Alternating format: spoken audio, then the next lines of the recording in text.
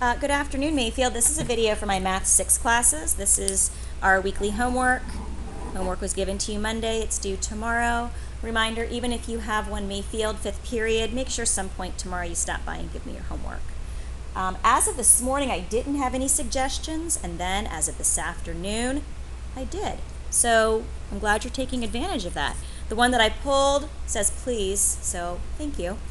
Please do Unit 4, Lesson 15. So that would be this question here on volume of prisms.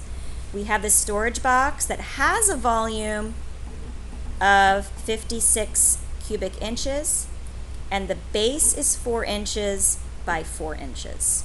So what does that tell us? That 56 equals 4 times 4 times the height. So 56 equals 16 times the height. And I want just the height. So I'm going to divide both sides by 16. So my height here is going to be 56 over 16, but I can simplify both of these by a couple of things. They're both even, so I could divide them both by 2. But if we know our 8 times tables, I could divide them both by 8. 56 divided by 8 is 7, and 16 divided by 8 is 2. So 7/2 inches would work, or if you wanted to write that as 3.5 inches, that would also work. Both answers are in simplest form, so I'll accept either one. Now, Lynn's teacher uses the box to store her set of cubes, and each cube has an edge length of 1/2 inch. If the box is completely full, how many cubes are in the set? So now we have to re-look at that volume question where we have 4 times 4 times, I'm going to leave it as 3.5 because probably a lot of you like that. 7/2 would also work. And I'm going to ask myself, how many half cubes am I going to need? So we've been using those half cubes.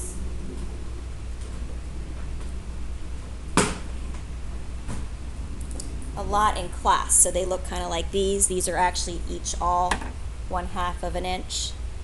So I would need 2 half cubes for every 1 inch, which means for 4 inches, I'm going to need 8 cubes. And for another 4 inches, I'm going to need 8 cubes.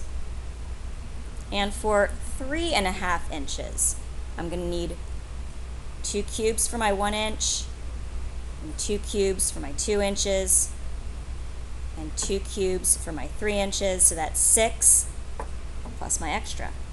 I'm going to need 7 cubes because I have 7 half cubes. And then I'm going to multiply these numbers together. So 8 times 8 is 64, and 64 times 7, 4 times 7 is 28, carry the 2. 6 times 7 is 42, plus 2 is 44.